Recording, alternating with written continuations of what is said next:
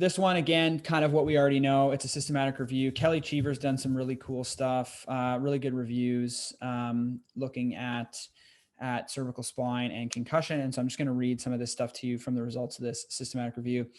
Prevalence of cervicogenic symptoms in the acute stages of concussion ranged between 7 and 69% and increased to 90% in patients experiencing persistent post-concussion symptoms.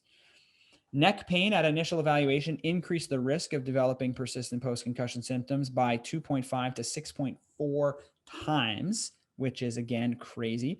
Patient-reported outcome measures like the NDI, the Dizziness Handicap Inventory, and the Rivermead can identify patients with cervicogenic symptoms that should be further differentiated by clinical testing.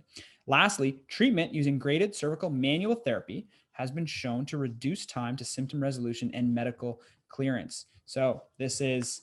again, like treatment of people's necks, if you're really good at it, is amazing for the results you can get. Like I'm talking about eliminating dizziness in like 5 minutes of work. And so really, really good, really, try to get really proficient at that because it's powerful.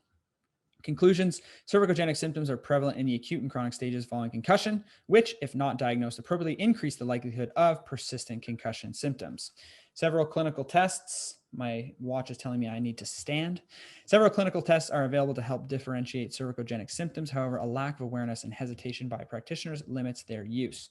More RCTs are necessary to evaluate the effectiveness of specific cervical spine treatments.